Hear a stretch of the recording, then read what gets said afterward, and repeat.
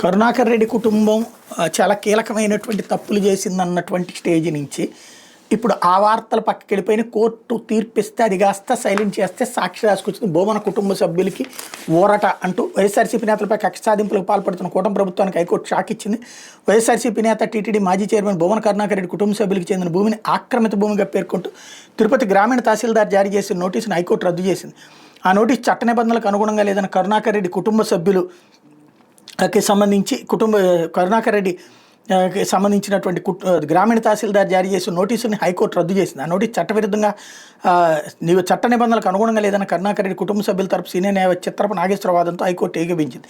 ఏం చేసినా చట్ట ప్రకారమే చేయాలని చట్టవిరుద్ధంగా వివరించడానికి వీలేదని రెవెన్యూ అధికారులకు తేల్చి చెప్పింది. ఈ మేరకు న్యాయమూర్తి జస్టిస్ తర్లాడ రాజశేఖరరావు మంగళవారం ఉత్తర్వులు జారీ చేశారు.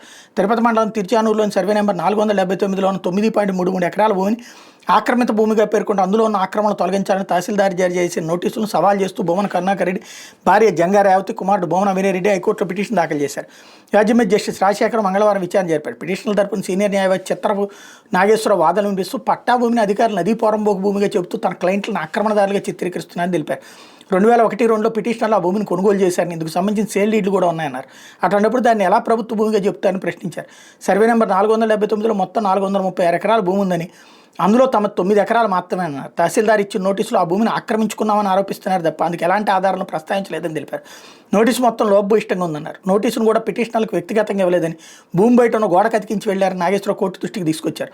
ప్రభుత్వ న్యాయవాది వాదనలు వినిపిస్తున్న నిబంధనల ప్రకారం నోటీసు ఇచ్చామన్నారు. ఈ 9 ఎకరాల భూమిని పిటిషన్లు ఆక్రమించుకున్నారని ఆధారాలు ఉన్నాయన్నారు.